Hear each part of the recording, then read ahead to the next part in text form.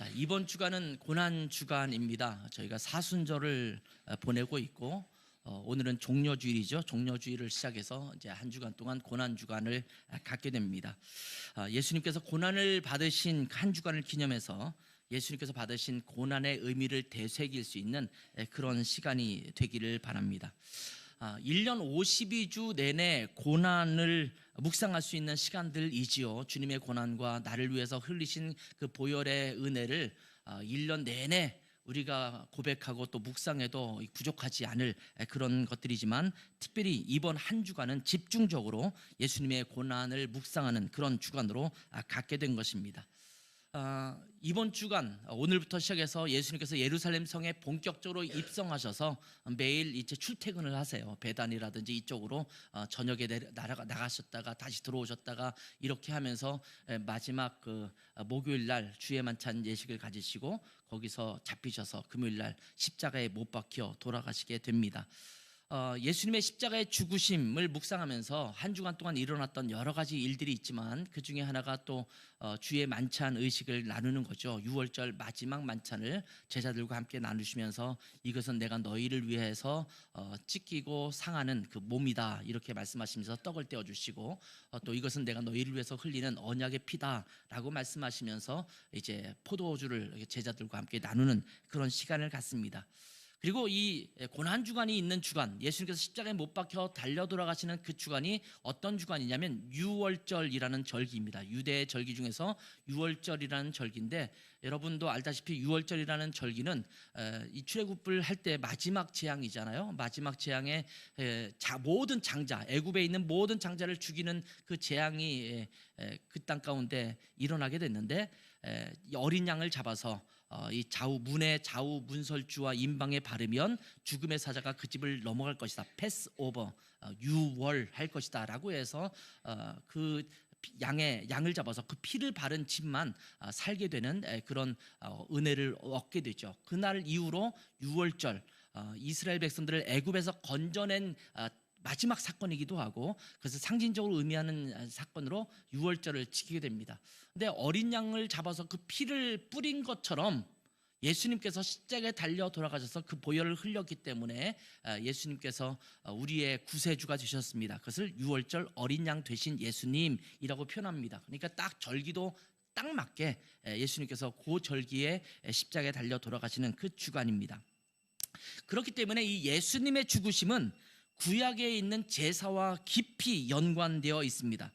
구약의 제사를 잘 이해해야지만 예수 그리스도께서 십자가에 달려 돌아가신 것이 우리의 구원과 어떻게 연결되고 있는지를 잘 깨달을 수가 있습니다. 우리는 그냥 대충 알죠. 예수님께서 십자가에 못 박혀 돌아가셔서 우리의 죄를 용서하셨다.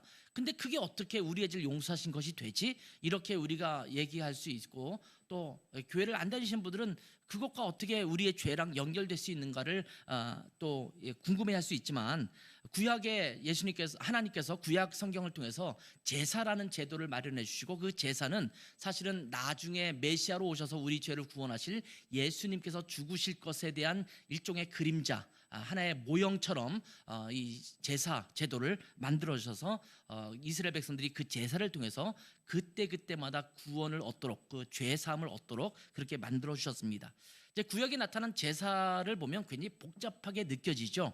여러분 이제 성경 통독하면서 이미 레위기를 다 지나오셨고 복잡한 것은 다 지나오셨어요. 지금은 약간 이야기식으로 흘러가기 때문에 조금 여러분 편하게 성경을 읽으시는 그런 과정 속에 있을 거예요.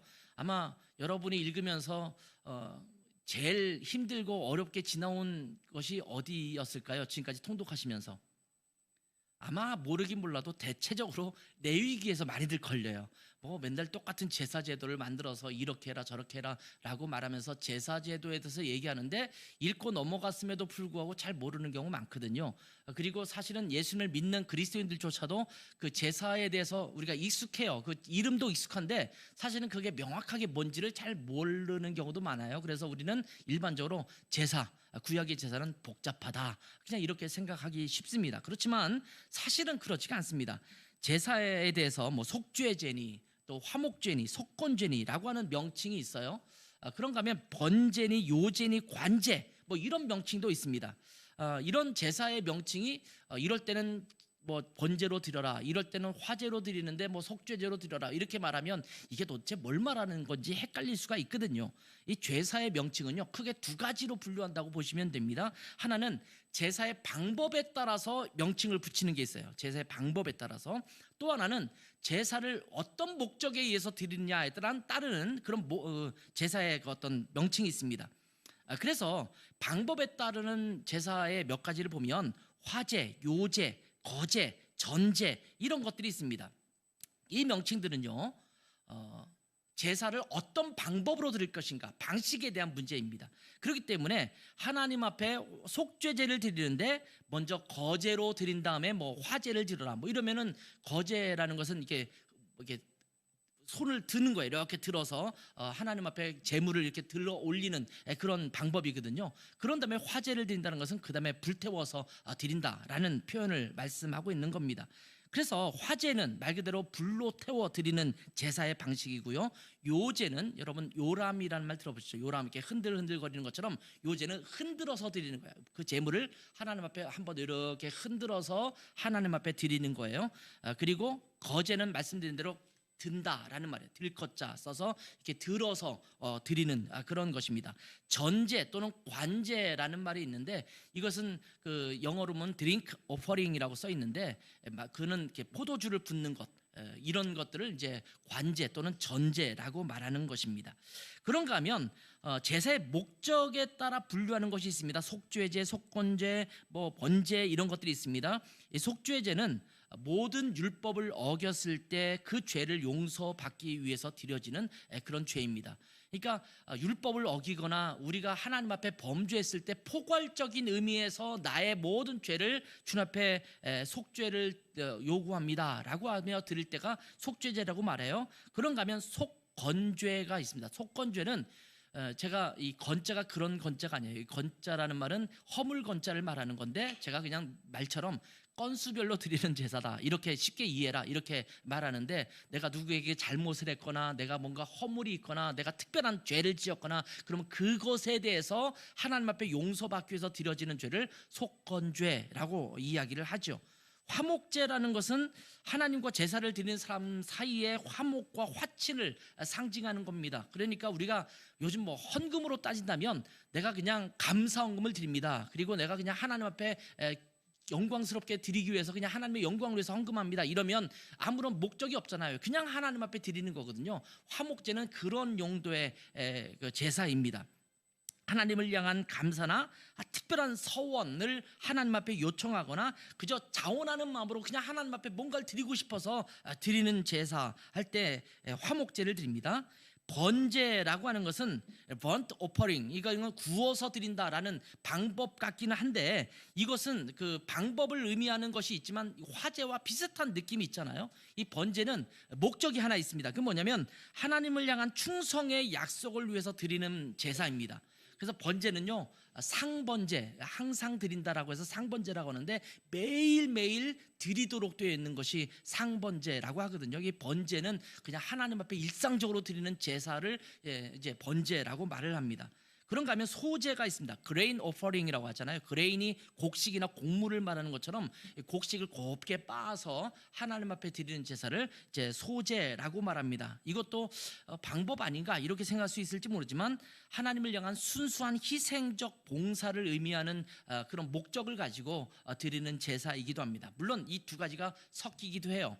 속죄제를 드리면서 거기에 관제나 전제가 들어가기도 하고, 때로는 뭐 화목제를 드리면서 이제 소제를 드리기도 하고, 이러면서 같이 붙여지기도 하는데, 뭐 예를 들면 화목제, 속건제, 목적을 향해서 드리는데 그것을 화제로 드릴 것인가, 거제를 할 것인가, 요제를 할 것인가, 이거는 또 그거에 따른 방법에 따라서 행하게 되는 것입니다. 복잡할까요?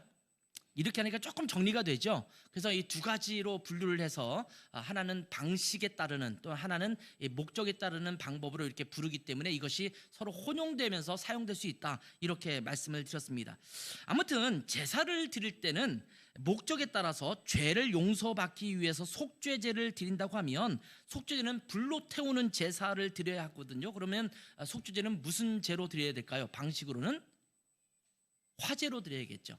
속죄제는 화제로 드리는 것입니다. 이런 것처럼 하나님 앞에 또 충성을 다해서 번제를 드린다면 불로 태우는 화제로 드린가 하면 또 포도주를 붓는 일도 있거든요. 그래서 그 관제 또는 전제가 함께 포함되고 있는 것을 보게 되죠. 이런 식으로 이제 제사를 드리게 됩니다. 자, 오늘 본문은요, 그런 여러 가지 제사 제도에 이가 있는데 그래서 설명하고 있는데, 오늘 본문 읽었던 내용들은 속죄제에 대한 그런 내용입니다. 속죄제는 율법을 어긴 죄를 용서받기 위해서 하나님 앞에 드리는 제사입니다. 그리고 이것은 화제로 드립니다. 불로 태워서 드리는 제사입니다. 자, 그 구체적인 방법은 오늘 본문에 기록된 내용과 같습니다. 제물은 그 신분에 따라 달라요. 제사장이나 회중 전체를 위한 제물을 드릴 때는 흠없는 숫송아지를 드리게 되어 있고, 족장일 경우에 무슨 지파장이거나 그럴 경우는 흠없는 염소를 드립니다. 일반적으로 평민들일 경우에는 흠없는 암염소나 어린 양을 드리게 돼 있고, 또 서민 아주 가난한 사람들은 산비둘기나 집비둘기를 드릴 수 있습니다. 그런데 재미있는 것은 극빈자, 아주 가난한 자들은 그러면 이 비둘기도 못 드리면 어떻게 하느냐 이렇게 생각할 수 있을지 모르지만, 그런 사람들은 고운 가루 에바 10분의 1을 이렇게 드리도록 그렇게 규정되어 있습니다. 그리고 여기서 굉장히 중요한 것 중에 하나는 흠없는 제물을 드려야 한다라는 겁니다. 병이 있거나 상한 제물은 제물이 될 수 없습니다. 이러한 제물은 대신 죽는 제물이기 때문에 희생제물이라는 또 표현을 쓰게 됩니다. 자, 이렇게 그걸 가지고 오면, 제물을 가지고 오면 희생제물의 머리에 손을 얹어서 안수를 하거든요. 29절 보면 그 속죄제물의 머리에 안수하고 이렇게 표현하고 있죠. 그리고 그 희생제물을 잡아서 그 피를 번제단 뿔에 바르고 나머지 피 전부는 그 제단 밑에 쏟아 부었습니다. 온 회중을 위한 속죄제일 경우는 그 지성소에 가서 그 피를 지성소에 있는 휘장 앞에 뿌리고 분향단에 뿌리고, 또 이것은 모든 사람을 위한 속죄이기 때문에 굉장히 중요하게 여기기 때문에 지성소에 그 피를 뿌리는 의식으로 1년에 한 번 대속죄일이라는 날에 그렇게 행하는 것이었습니다. 그리고 그 모든 희생제물의 모든 기름 부위를 번제단 위에서 화제로 불로 태우는 거죠. 그래서 이 모든 제사가 마치게 됩니다. 자, 왜 종려주일이고 고난주간인데 갑자기 속죄제에 대한 이 레위기에 나오는 제사의 복잡한 얘기를 지금 하고 있느냐, 아마 이렇게 생각할지도 모르겠어요. 그런데 이 속죄제의 내용은 예수님께서 우리를 위해서 십자가에 달려 돌아가실 것에 대한 이미지를 그 제사 방식을 통해서 우리 가운데 보여주고 있기 때문에 우리가 반드시 알아야 합니다. 우리가 보통 예수님을 속죄양이라고 부릅니다.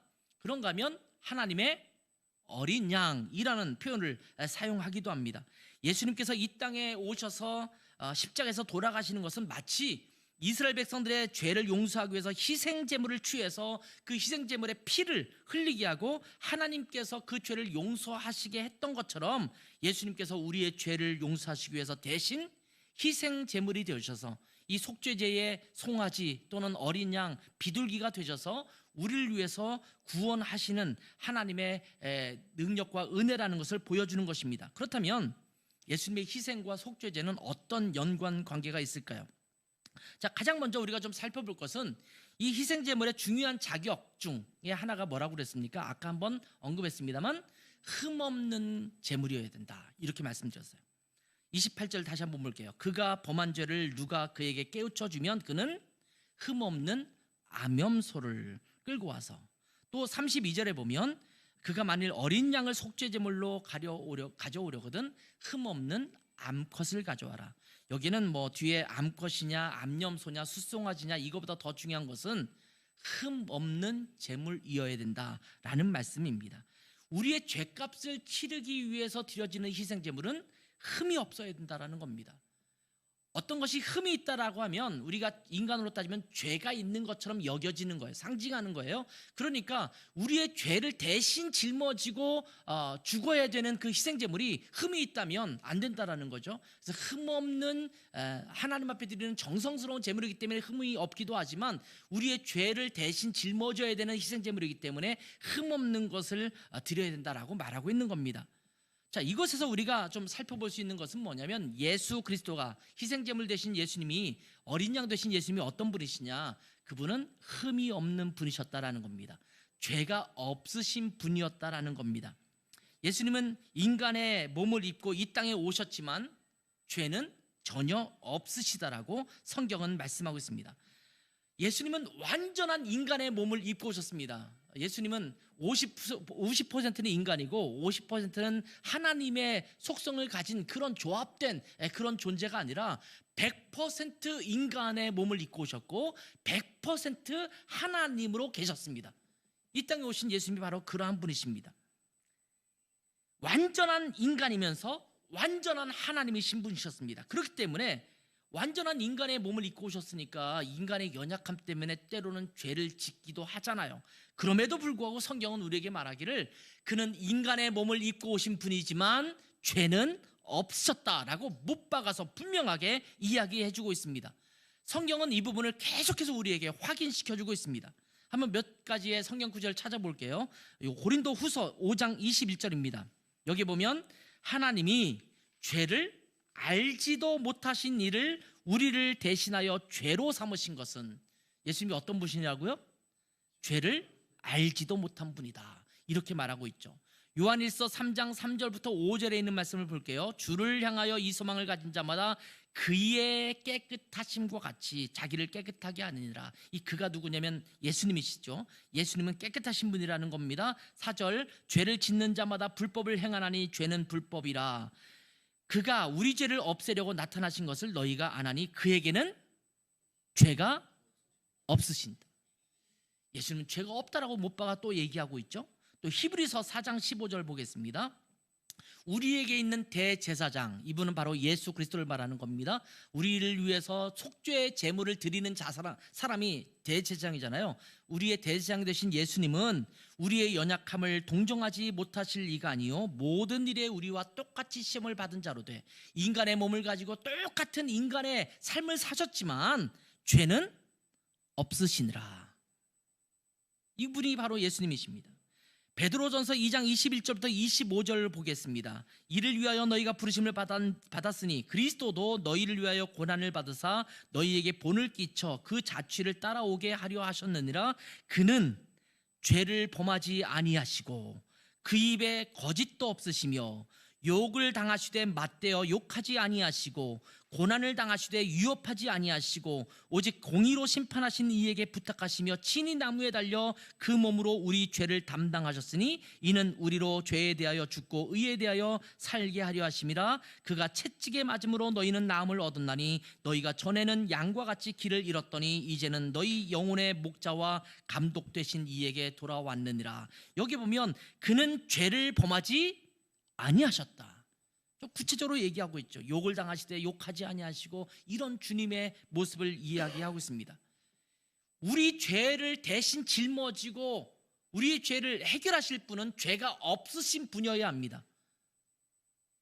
제가 어떤 죄값을 받아야 되는데 예를 들면 우리 그 이익소 집사님이 안창 목사를 위해서 내가 대신 죽어줄게, 내가 대신 그 형을 받을게, 이렇게 자원하고 나섰어요.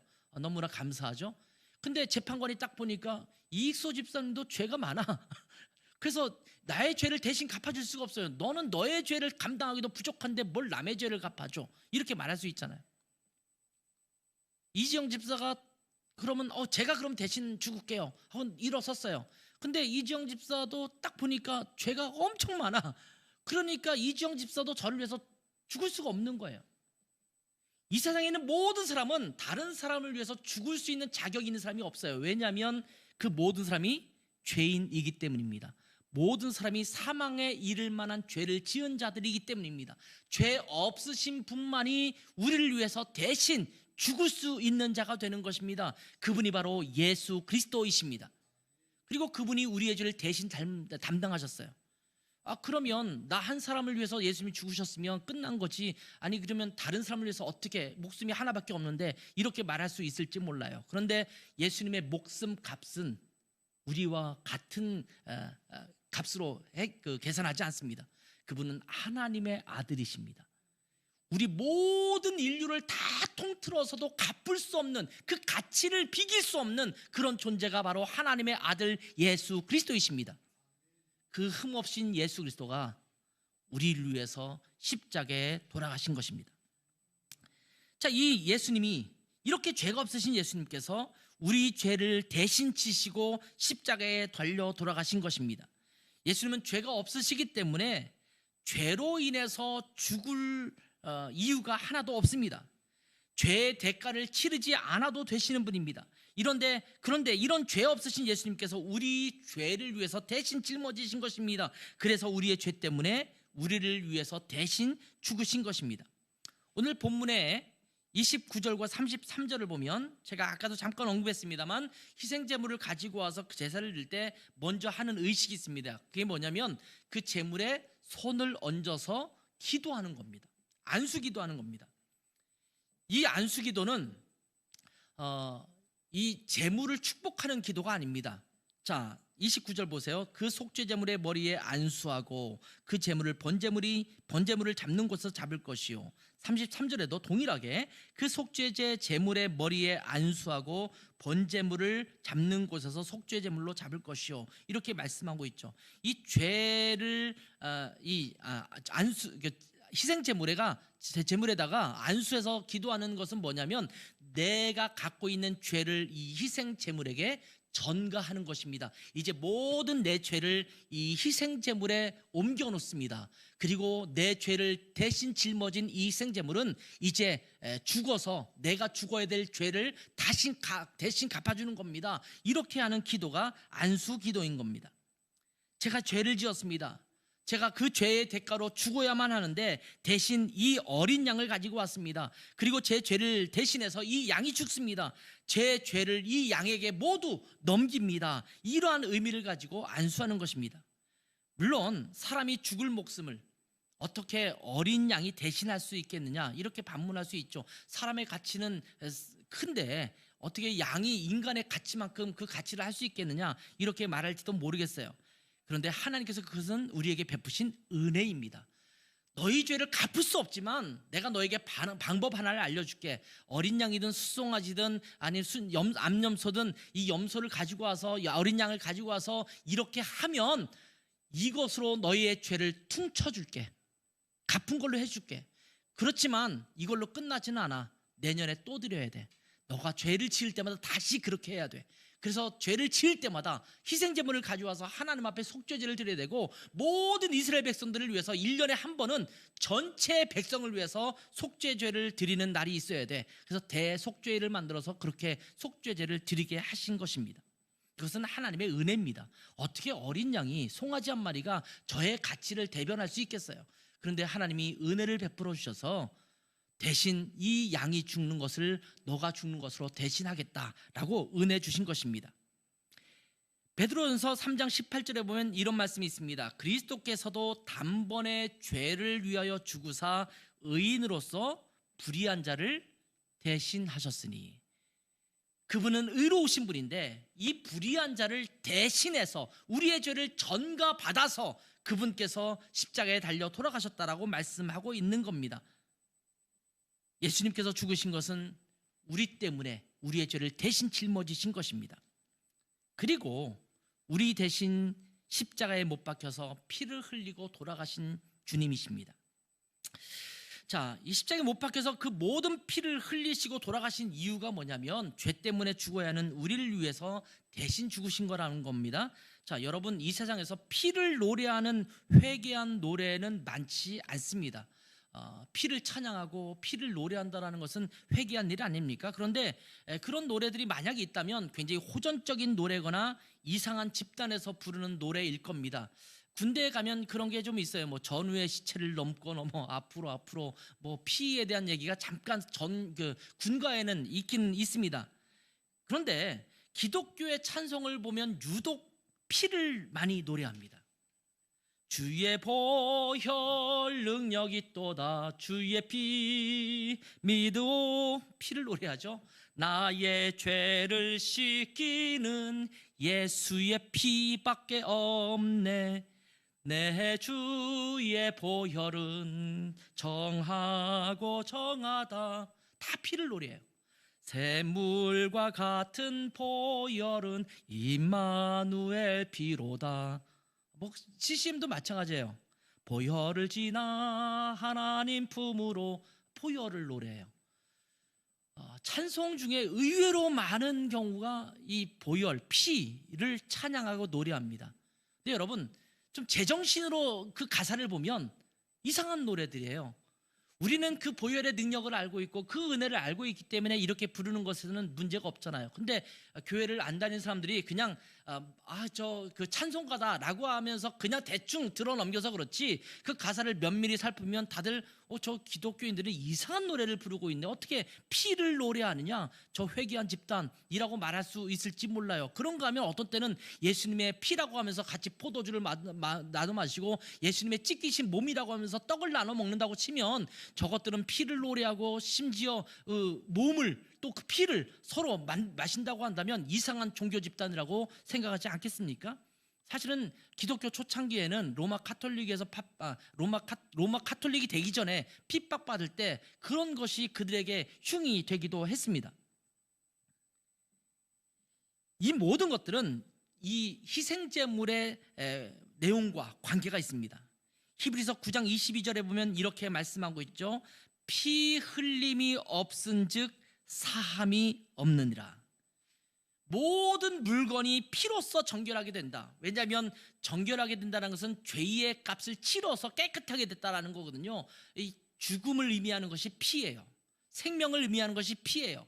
그렇기 때문에 이 피를 뿌려서 우리의 죄를 깨끗하게 한다라고 말씀하시고 있는 것입니다. 이것이 구약의 속죄제입니다. 그런데 예수님께서 십자가에서 피를 흘리심으로 말미암아 우리의 모든 죄를 용서하신 것입니다. 그래서 우리는 그 피를 그냥 피라고 부르지 않고 보배로운 피라고 해서 보혈이라고 부르게 된 것입니다.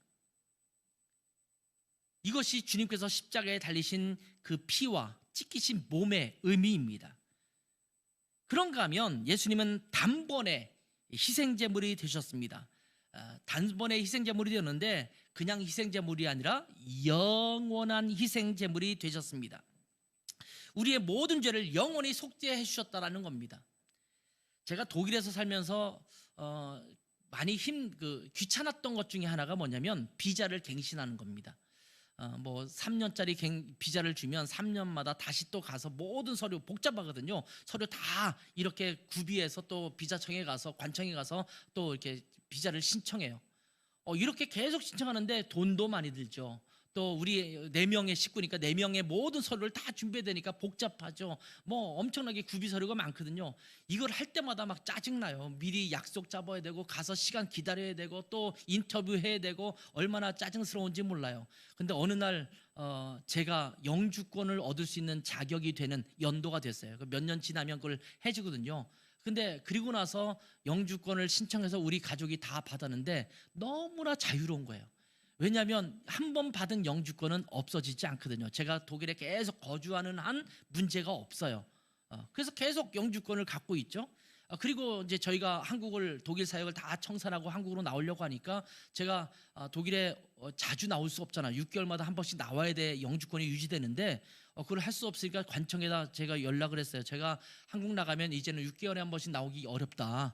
그러니까 미리 서류를 주면 그 1년이 넘어도 2년이 넘어도 괜찮을 수 있도록, 영주권이 유지될 수 있도록 그렇게 배려해달라고 편지를 보냈더니만 너희 영주권은 안 없어지는 영주권이니까 1년에 한 번씩 2년에 한 번씩 안 와도 돼, 그냥 영원히 영주권자야, 이렇게 얘기하더라고요. 또 제가 믿을 수가 있나요? 그래서 그 사실을 편지로 써서라, 그래서 편지를 제가 받아왔거든요. 우리 영주권은 영원히 없어지지 않는 영주권이다. 1년에 한 번씩 제사를 드려서 내 죄를 용서받고 이스라엘 백성들의 죄를 용서받아야 되는데 1년에 한 번씩 계속 그거를 반복해야 되는 거예요. 내가 죄를 지을 때마다 속건제도 드려야 되고 또 속죄제도 드려야 되고 반복해서 이 죄를 용서받기 위해서 희생제물을 드려야 되는 겁니다. 근데 예수님께서 이 땅에 오셨습니다. 그리고 십자가에 달려 돌아가심으로 우리에게 뭐라고 말씀하시면 나는 단번에 한 번에 영원한 희생제물이 되어서 너희의 죄를 용서하겠다, 이렇게 말씀하신 겁니다. 더 이상 영주권을 갱신하기 위해서 관청에 갈 필요가 없는 것처럼 우리를 위해서 이제 한 번 어린 양이 되셔서 십자가에 달려 돌아가신 그 예수님 때문에 우리는 더 이상 희생제물을 주님 앞에 드리지 않아도 되는 그런 자가 되었다라는 겁니다. 구약 성경의 속죄제는요 유효기간이 있었습니다. 근데 예수님의 속죄제는 유효기간이 없는 영원한 것이라고 말씀하고 있는 겁니다. 한 번 죽으심으로 영원히 우리의 죄를 갚아주신 것입니다. 우리의 과거와 현재와 미래의 모든 죄를 다 짊어지신 것입니다. 여러분, 히브리서 9장 23절부터 28절을 같이 읽어볼까요? 같이 읽습니다. 시작. 그러므로 하늘에 있는 것들의 모형은 이런 것들로서 정결하게 할 필요가 있었으나 하늘에 있는 그것들은 이런 것들보다 더 좋은 제물로 할지니라. 자, 하늘에 있는 것들의 모형, 이 모형은 구약 성경에 있는 제사 제도를 말하는 거예요. 이게 모형으로 샘플로 보여주셨다라는 거예요. 근데 하늘에 있는 그것, 이건 뭐냐면 예수 그리스도를 통해서 우리가 구원받는 것을 말합니다. 24절 계속 있습니다.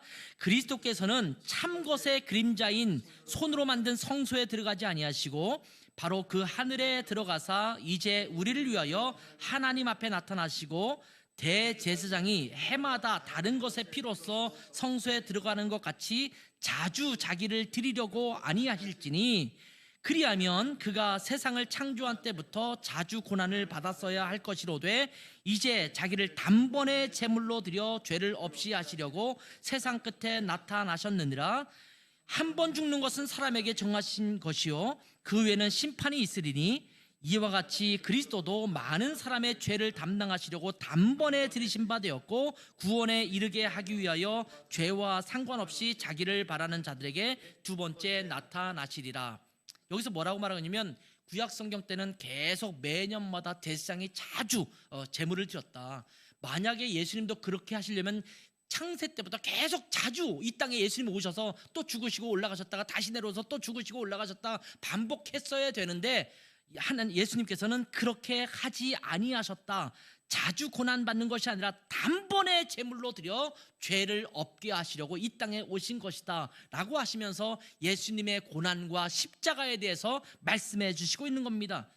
우리는 한 번 죽지만, 모든 사람은 한 번 죽지만 이제 예수 그리스도로 말미암아 구원받은 사람들은 그 심판 때에 이제는 영원히 구원받는 자로 남을 것이라고 말씀하고 있는 것입니다.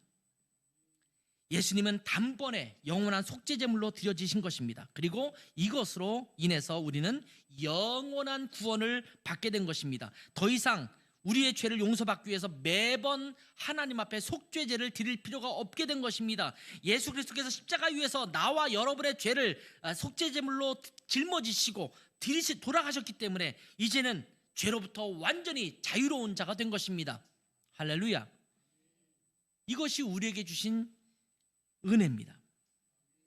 그리고 이러한 예수 그리스도의 영원한 속죄제가 2000여 년 전 이번 주간 금요일 예루살렘의 골고다 언덕 십자가 위에서 행해진 것입니다. 그리고 사흘 만에 부활하셔서 우리에게 영원한 속죄와 영원한 생명을 주신 것입니다.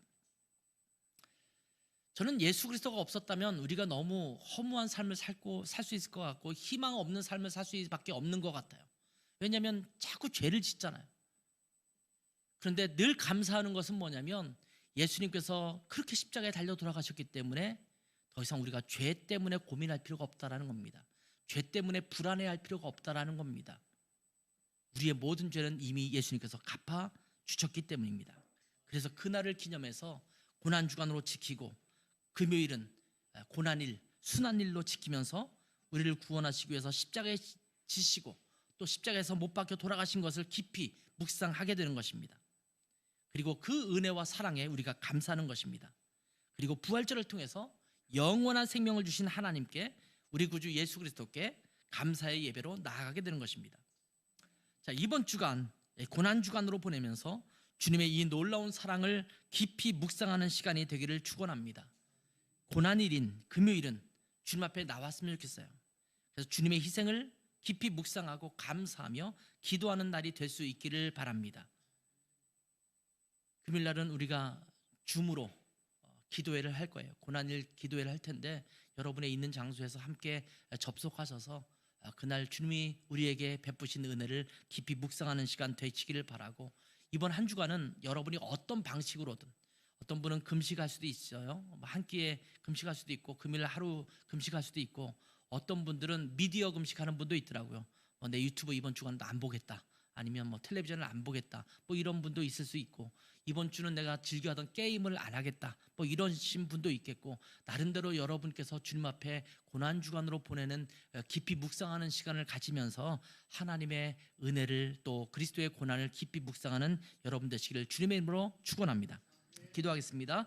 자, 이 시간에 기도할 때 우리를 위해서 십자가의 고난과 죽음을 기꺼이 당하시며 우리를 구원하신 영원한 속죄 제물이 되어신 하나님 앞에 또 주님 앞에 감사하는 기도를 드렸으면 좋겠습니다. 그리고 그 주님의 은혜와 사랑을 깊이 되새기면서 주님께 합당한 삶을 살 수 있는 우리가 되게 하옵소서. 이렇게 함께 기도하는 시간 짤막하게 갖도록 하겠습니다. 함께 기도합니다.